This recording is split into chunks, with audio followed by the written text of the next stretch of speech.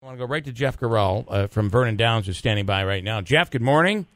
Good morning. This is getting to be a regular thing. I don't know. It's annoying for. I'm surely it's got to be annoying for you. You said it. Yeah. Well, more from my employees and the people up there. I mean, this is ridiculous. So, nothing out of the assembly. Do you feel that... well, that's not exactly true. They actually passed a separate bill that would not give me enough relief. I don't really think they understand what the Senate bill offered, because the Senate bill didn't give me all that much either, but it was good enough to. It was only 2 years. We could take revisit it in 2 years. So, okay. And you want something more permanent? I thought that it was a good deal for the state for me to offer a 5-year guarantee, to tell you the truth, because I was taking a big chance. But for whatever reason, they wanted to go 2 years. All right. So with the current, if this remained the same, you'd remain open? When you say I'm not sure what your question is. If what they just passed, you're telling me they passed a bill that would give you... Well, in other words, the Senate passed one bill and the Assembly passed a different bill. So right now there's nothing. There's nothing that's been passed. Yeah. It's just two different bills. So how do the two come together? We're going to talk to Assemblyman Brindisi coming up in a second, and Senator Joe Griffo. Obviously, we're talking about money that goes to fund schools and education in New York State. But your contention here is, if you were to close, well, all the money that goes, and there's a lot of money that goes to schools, all of that would be gone. Yeah, both bills provide that we would give the state education fund $11 million. So both bills agree on that. So basically, if they don't resolve this, not only do 300 people lose their jobs, but $11 million goes away from education. Yeah. And you're good with doesn't make any sense. You're good with those numbers. You just want so the sticking point here. Tell me what the sticking point is. Is it just the 2 versus 5 years? No. I'm not quite sure if the Assembly understands what the Senate bill contained, and because there's see, I'm owed $2 million from the state for previous work I've already done. Okay. So the question is, in the Assembly bill, in the Senate bill, I had waived that $2 million. I basically said, forget it, just give me this for 2 years. I'll muddle through. In the Assembly bill, they're telling me that but we're going to give you the $2 million we owe you.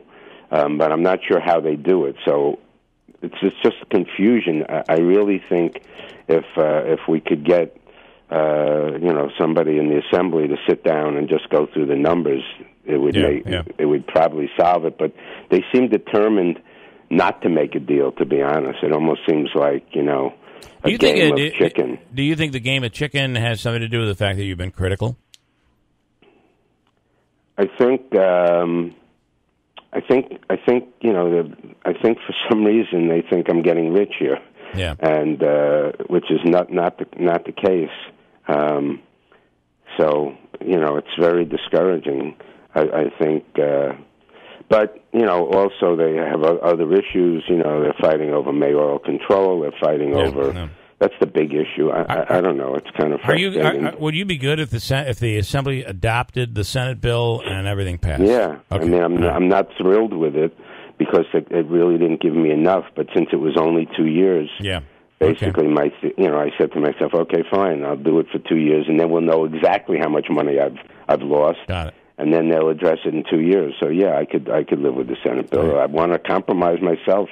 I don't want to see people lose their jobs. Okay.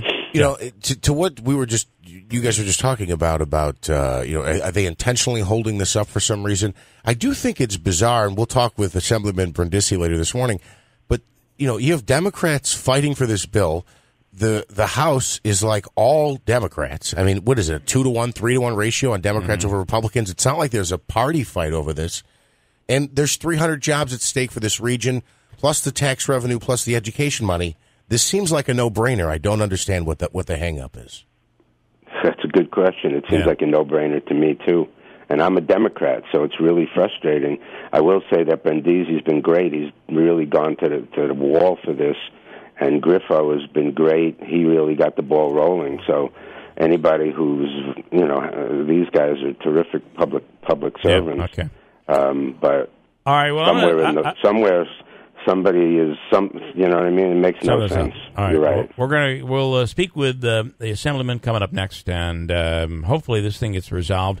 You had racing last night was postponed, was canceled last night because of a shortage of horses, and you say that's it. That's all it is, and there's a lot going. Yeah, it had nothing to do.